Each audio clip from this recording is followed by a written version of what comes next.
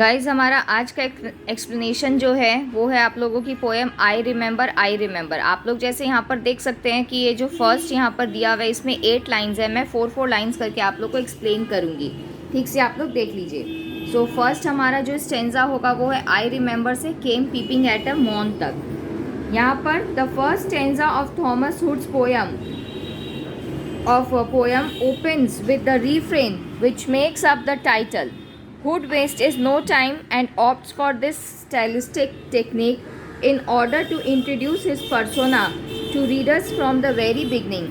This opening line then resonates throughout, making the pronoun I the focal point and the verb to remember or the noun remembrance the guiding theme of this piece. With this introduction, Hood elevates his former childhood self.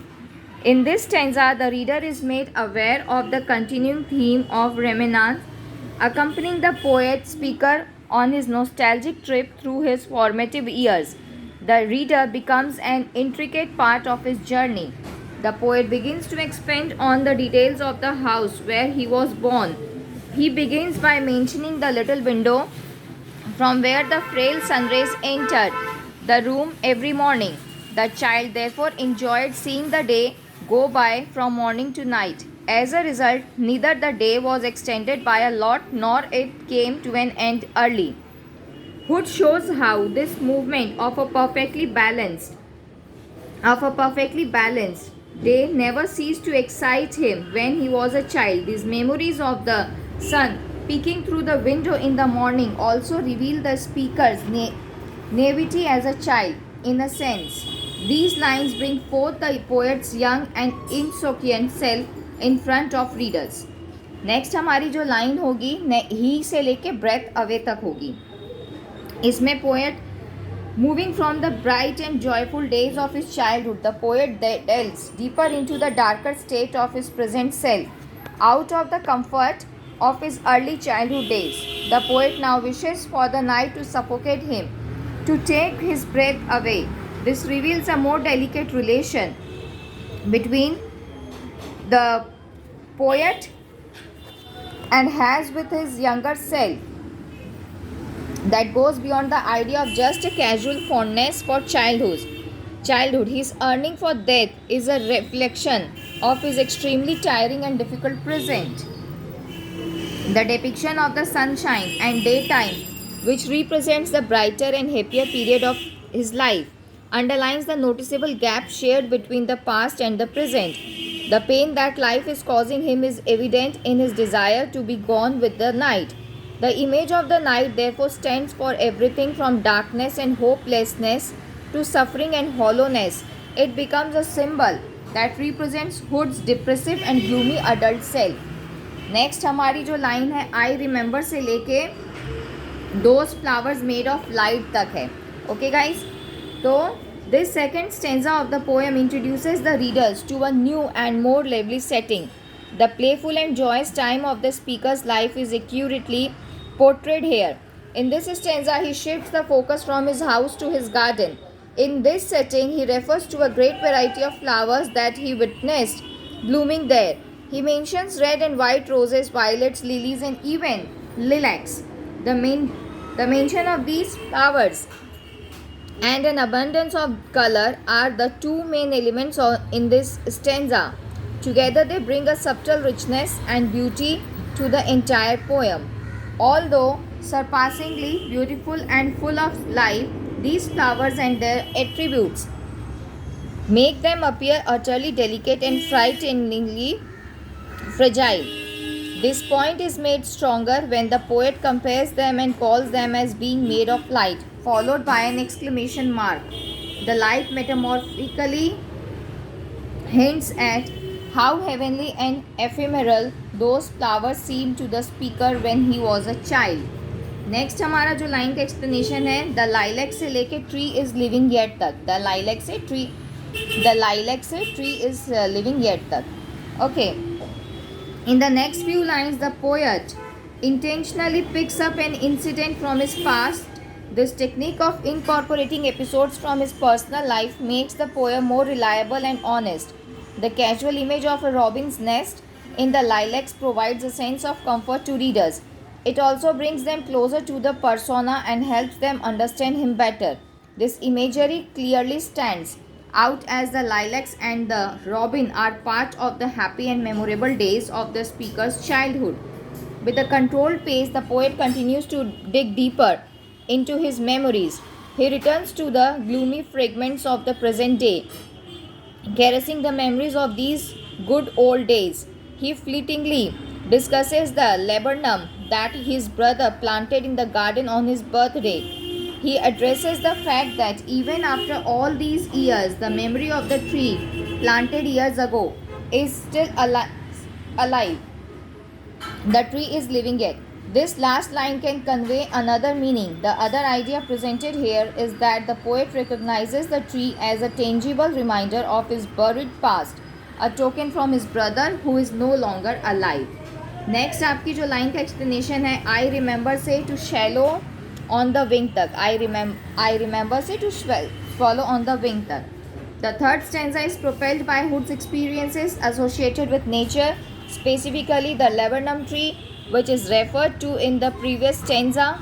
Hood uncovers something profound that stirs up still more delightful and nostalgic memories from his past. The gap between his adolescent years and his life as a grown-up can be seen as widening with each stanza. In these lines, it is clear that the poet feels the daunting weight of adulthood looming all over him. In a sense, these lines denote that the child within the speaker is growing more exhausted as he nears maturity. The poet begins this stanza by saying that he remembers the time in his life when he used to swing so high and so freely that it could be considered equivalent to flying. The fresh air, the serene nature, and the overwhelming emotions experienced during such a simple activity delivered the same pleasure and calm to the poet that he feels flying is capable of. Therefore, the entire act of just riding a swing is elevated to the experience of taking an untroubled flight like swallows in the vast stretch of the sky. Next हमारी जो line का explanation है, my spirit से लेके the fever of my bro तक, on my bro तक. The comparison drawn between his spirit and the lightness of the feathers moves readers closer to understanding the carefree and relaxed nature of Hood's childhood. The metaphor is further extended and even pushed by the use of alliteration in my spirit flew in feathers then. Moving ahead, the poet swiftly crosses the borders of time and reflects upon his existence in the current world. Here, the major theme of the poem, that is, the heaviness of adulthood, comes to the forefront in seemingly simple words. The poet, who remembers losing himself so completely in nature, feels so heavy now that it seems impossible for him to be free from the clutches of reason and rationality. The last two lines also reiterate Hood's earlier concerns. It informs the audience how grave the troubles of adulthood are.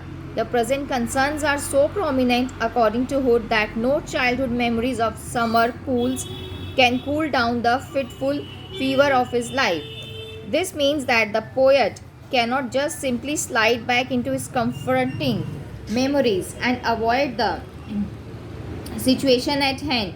He feels dejected to think that now nothing can soothe his aching adult heart.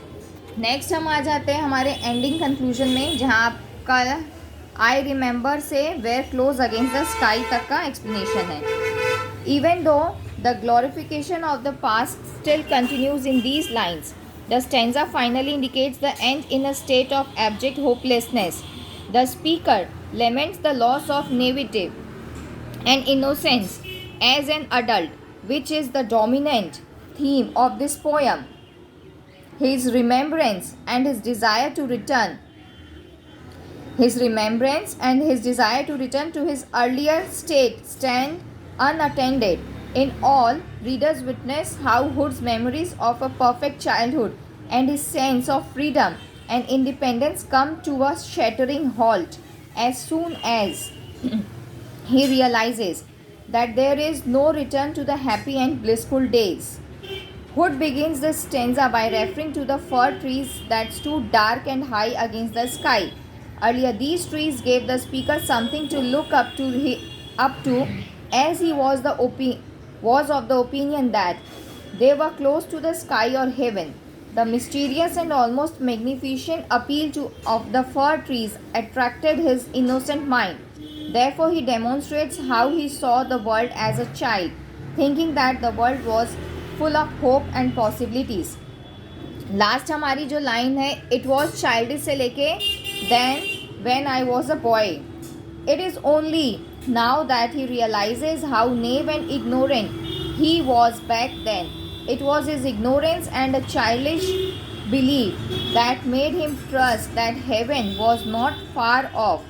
He even considers that the idea of heaven seemed more reachable as a child because his spirit was in an unaltered and pure state. This, this childish ignorance has only resulted in little to no joy. He now feels that he is closer to death and farther from the idea of heaven.